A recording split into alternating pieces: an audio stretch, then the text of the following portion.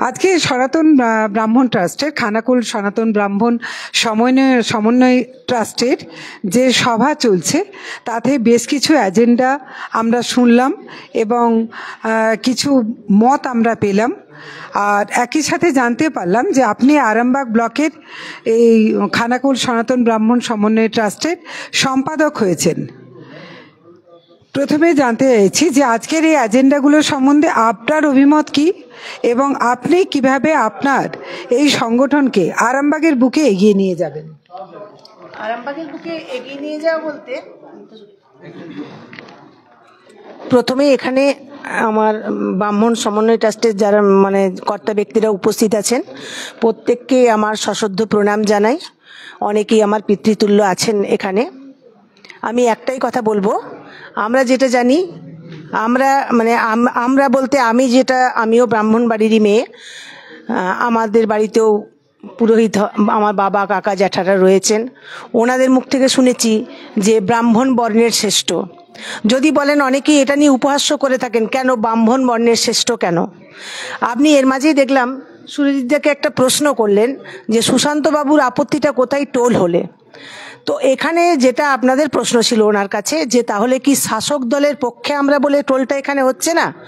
তো আমার মনে হয় আমাদের এই যে ব্রাহ্মণ সমন্বয় ট্রাস্ট, এতে কিন্তু শাসক বা এই ব্যাপারটা একদমই আসার কথা নয়, কারণ এটা একটা অরাজনৈতিক দল।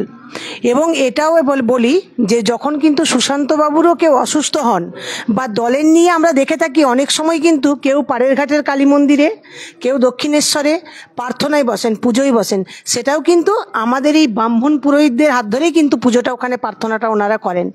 তাহলে এইখানে দলমত নির্বিশেষে কোনো দল না দেখে আমি চাইবো যথোপযুক্ত জায়গায় টোলগুলো অতি শীঘ্র, এবং সুশান্তবাবু আমাদেরকে পুরোপুরি সহযোগিতার হাত বাড়িয়ে দিন, ওনার কাছে মিডিয়ার মারফতে আমাদের অনুরোধ থাকবে।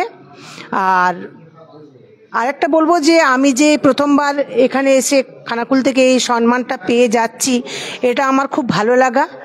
কারণ আমিও চাইবো আরামবাগ মহকুমা জুড়ে সমস্ত ব্রাহ্মণদের একত্রিত করে, এবং আমাদের রাজ্যের মুখ্যমন্ত্রী যেভাবে আমাদের হাত বাড়িয়ে দিয়েছেন যে পুরোহিত ভাতা, আগেই সুরজিৎদা কথাটা বলেছেন যে আমরা মাথাটা কিন্তু গলিয়ে ফেলেছি।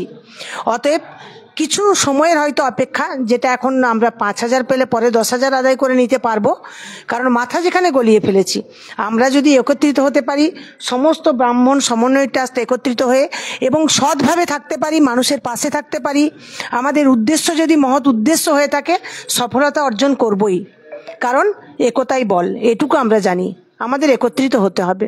আরামবাগের যে টোলগুলো, সেগুলোতে কি আপনি দেখবেন যে তাদের দুরবস্থা? একদমই তাই, শুধু কিভাবে কি করা যায়, একদমই তাই, শুধু একদমই তাই, শুধু দেখা নয়, আমি চেষ্টা করব, হার্ড অ্যান্ড সোল চেষ্টা করব যাতে সেগুলোকে পুনরায় আবার রূপ দেওয়া সম্ভব হয়।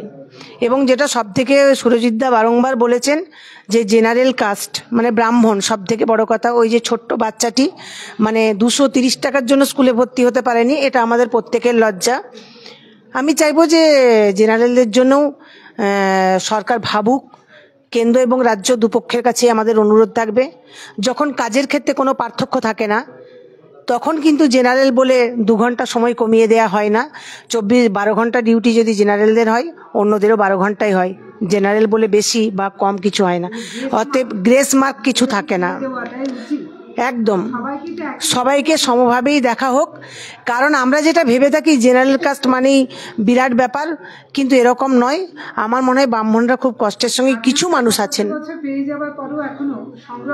একদম একদম একদম একদম একদম সবাইকে সমভাবে দেখুক, একদম সবাইকে সমভাবে দেখা হোক। কারণ খুব খারাপ লাগে যখন একটা ব্রাহ্মণ বাড়ির ছেলে বলে দূর শিডিউল কাস্ট সার্টিফিকেট বের করে নেবো, এই যে একটা বলা, সেটা ইয়ার্কির ছলেই বলুক, মনের জ্বালা যন্ত্রণা থেকেই বলুক, এই জিনিসগুলো আমি বলবো সমদর্শিত, হ্যাঁ একদম একদম তাই। তাহলে আমরা অনেকটা উৎসাহ পাবো। নমস্কার, প্রত্যেককে আবার আমার সশ্রদ্ধ প্রণাম জানিয়ে আমার বক্তব্য শেষ করলাম। স্যার, আজকে তো এই যে আপনাদের খানাকুল সনাতন ব্রাহ্মণ সমন্বয় ট্রাস্ট, তার যে অনুষ্ঠান একদম মানে অত্যন্ত পবিত্র জায়গায় হচ্ছে, রামমোহনের বাড়ি খানাকুলের এই জায়গাতে হচ্ছে। এখন রামমোহনের যে এত প্রচেষ্টা সব কিছু, আজকে কিন্তু খানাকুলেও রামমোহন খুব বেশি মানে গ্রহণীয় অবস্থায় আসছেন না, তিনিও উপেক্ষিত। কারণ আজও পর্যটন কেন্দ্র সরকার ভাবেনি বলে গেছেন এবং কেন্দ্রীয় সরকারের যারা যে বিধায়ক যিনি আছেন বিজেপি শাসক দলের, তার মধ্যেও দেখিনি। তো রামমোহন নিজেই কিন্তু এই জায়গায় উপেক্ষিত এখনও। সেই জায়গায় খানাকুলে এখনও রেল ঢোকেনি। এই জায়গায় ব্রাহ্মণদের যে দুরবস্থার সঙ্গে যেন অনেকটাই কোথাও মিল আছে, যে সবাই ভুগছেন।